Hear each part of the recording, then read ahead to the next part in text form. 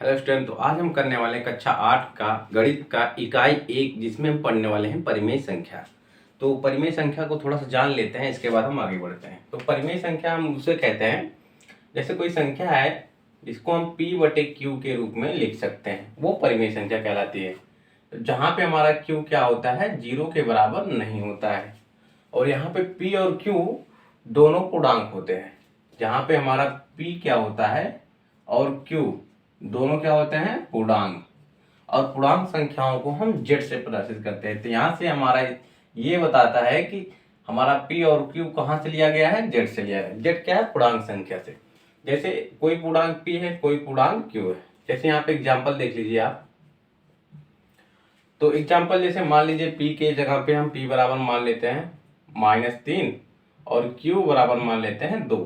तो यहाँ से p/q कोई परिमेय संख्या बनाई तो क्या हो जाएगा, -3/2।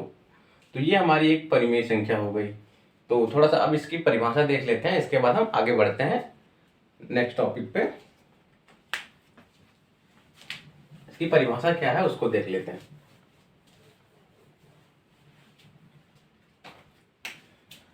तो इसकी परिभाषा है ऐसी संख्या जिसे हम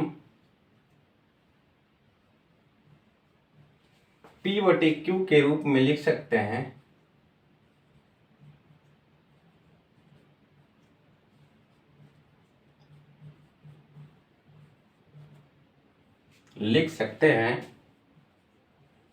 वो क्या होगी, हमारी परिमेय संख्या होगी। परिमेय संख्या कहलाती है।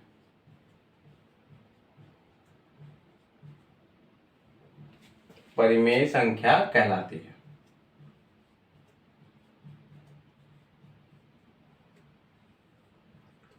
जहां क्या होगा, जहां q हमारा 0 के बराबर नहीं होगा।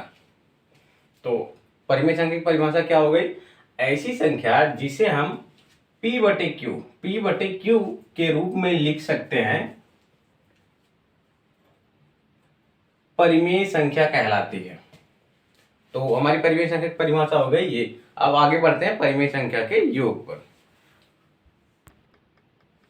परिमेय संख्याओं के योग, जैसे परिमेय संख्या कोई दी है तो परिमेय संख्या का योग हम विभिन्न प्रकार से कर सकते हैं। परिमेय संख्या का योग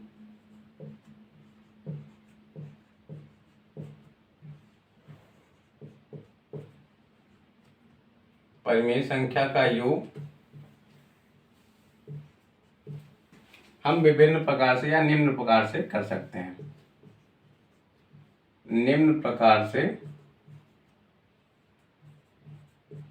कर सकते हैं।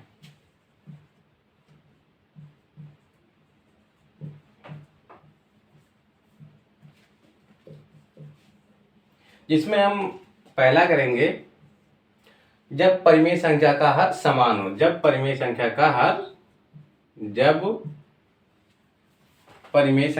समान हो। जब परिमेय संख्या का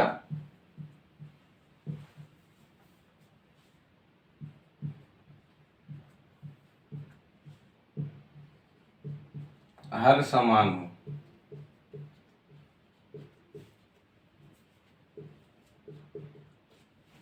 और दूसरा है जब हर समान ना हो। जब हर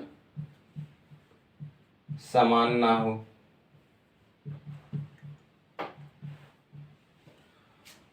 और तीसरा है संख्या रेखा द्वारा हल।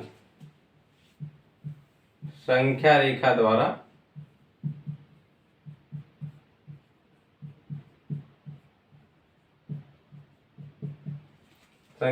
द्वारा हल। तो हम परिमेय संख्याओं का योग 3 प्रकार से लगभग कर सकते हैं। तो जब परिमेय संख्या का हर समान हो, जब परिमेय संख्या का हर समान ना हो, और तीसरा है संख्या रेखा द्वारा हल। तो इन 3 तरीके से हम परिमेय संख्या का योग कर सकते हैं। तो जिसमें हम पहले पढ़ेंगे जब परिमेय संख्या का हर समान हो। तो चलिए आगे बढ़ते हैं। तो यहाँ पे देखिए हम पहला करेंगे जब परिमेय संख्या का हर समान हो। जब परिमेय संख्या का हर समान होता है तो हम अंश को जोड़ लेते हैं और हर को वैसे ही रहने देते हैं। तो यहाँ पे एक एग्जाम्पल देख लीजिए, जैसे मान लीजिए 5/7 है धन 7/7 है। अब यहाँ पे देखिए ये हमारा अंश है, ये हर है, यहाँ पे हमारा ये अंश है, ये हर है।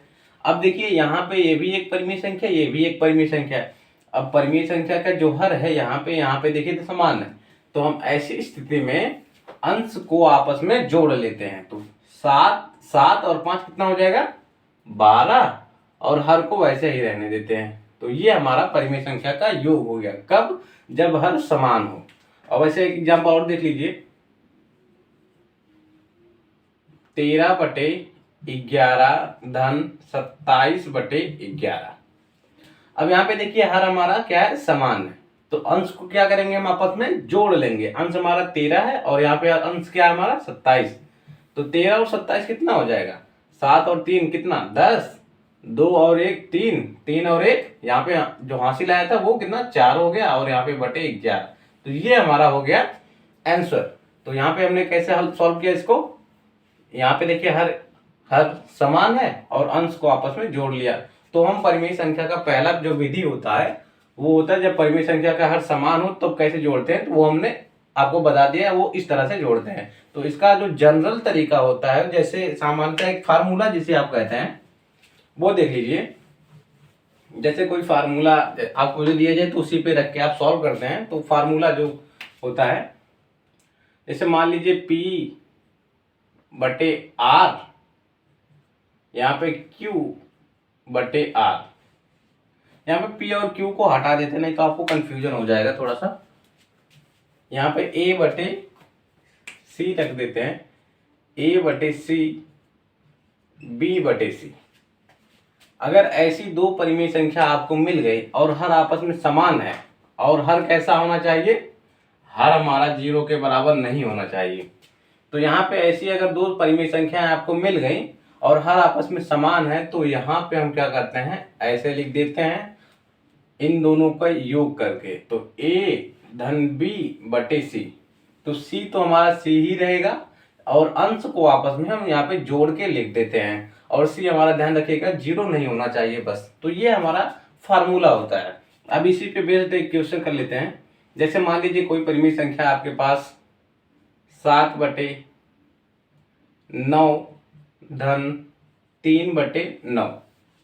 अब यहाँ पे देखिए हमारा C की जगह पे क्या है 9 है, यहाँ पे C, यहाँ पे C, यानी ऐसे ही इसको लिख देंगे हम, तो 9 हो गया। अब इसको यानी इसको मान लीजिए A है, ये हमारा B है, तो अब यहाँ पे फार्मूला देख लीजिए, A+B, A हमारा क्या है 7, B क्या है हमारा 3, तो 7 धन 3 ऐसे लिख लेंगे। इसके बाद हम करेंगे 7 और 3 कितना हो जाएगा 10, 10/9। ये हमारा आंसर हो गया इन दोनों परिमेय संख्याओं का योग। तो ये हमारी पहली विधि थी। अब हम दूसरी विधि करेंगे। तो आगे देखिए कह रहा है जब हर समान ना हो तब परिमेय संख्या का योग हम कैसे करते हैं, चलिए उसको देख लेते हैं।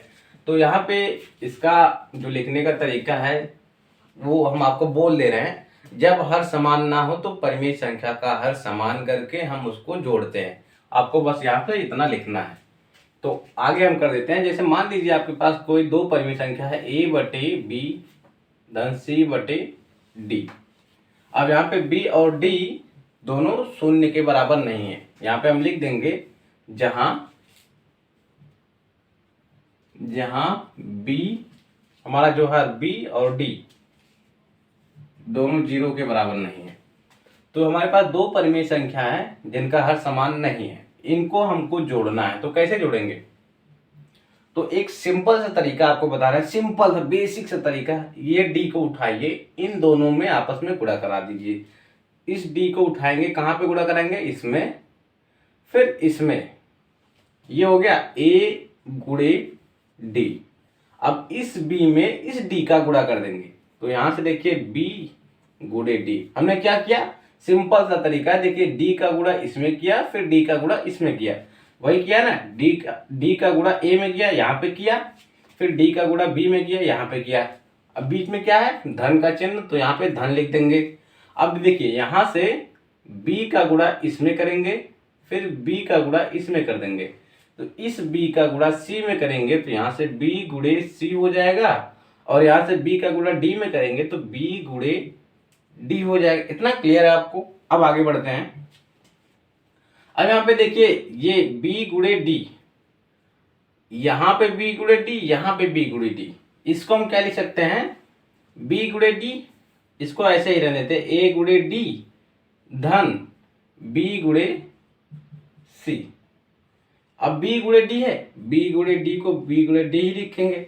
अब यहाँ पे देखिए b गुणे d है, यहाँ पे b गुणे d, यहाँ पे b गुणे d, दोनों सेम है तो इसको हम एक ही बार लिख सकते हैं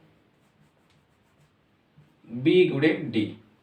अब हम ऐसे ही करते हैं, तो अगर यहाँ पे कोई संख्या होती इन दोनों का आपस में गुणा हो जाता, फिर यहाँ पे दोनों संख्या होती दोनों का आपस में गुणा, तो इनको हम जोड़ लेते हैं। अब इस पर हम एग्जाम्पल करा देते हैं आपको। जैसे मान लीजिए यहाँ पे आपके पास एक परिमेय संख्या है 7/3 धन 5/4, ये आपके पास परिमेय संख्या है। अब इसको इस मेथड से हम आपको करना सिखाते हैं। 4 का गुणा किस में करेंगे हम? इसमें। तो 7 गुणे 4, फिर 4 का गुणा किस में करेंगे? इसमें। एक तो इसका गुणा इसमें करेंगे, फिर इसका गुणा इसमें करेंगे। तो यहाँ से इसका गुणा यहाँ पे किया, 7 गुणे 4 हो गया, फिर इसका गुणा इसमें करेंगे 3 में, तो 3 गुणे 4 हो जाएगा। इतना क्लियर है आपको? अब यहाँ से आगे बढ़ेंगे, या इस 3 का गुणा हम 5 में करेंगे, इस 3 का गुणा हम 4 में करेंगे, तो यहाँ से 3 गुणे 5 हो गया। अब यहाँ पे 3 का गुणा 4 में करेंगे तो 3 गुणे 4 हो गया। अब इतना क्लियर है आपको? अब आगे देखिए 7 का गुणा 4 में करेंगे तो हो जाएगा 7 4 11, और यहाँ से 3 का गुणा 4 में करेंगे तो हो जाएगा 12। अब बीच में क्या है? प्लस है, इसको ऐसे लिख देंगे। अब 3 का गुणा 5 में करेंगे तो हो जाएगा 15, और 3 का गुणा 4 में करेंगे तो हो जाएगा 12। देखिए हर समान हो गया कि नहीं हो गया? हर समान हो गया। अगर हर समान हो गया तो आगे देखिए यहाँ पे 7 का गुणा 4 में करेंगे तो हो जाएगा 28, सॉरी यहाँ पे मिस्टेक हो गया था 28। अब यहाँ पे देखिए हर समान हो गया, तो अंश को हम आपस में जोड़ लेंगे पहले वाले मेथड से। तो 28 और 15 कितना हो जाएगा? 5 और 8 13, और 2 और 1 3, 3 1 4, 43/12, और यही हमारा आंसर हो गया। देखिए कितना सिंपल तरीके से हमने आपको बता दिया। अब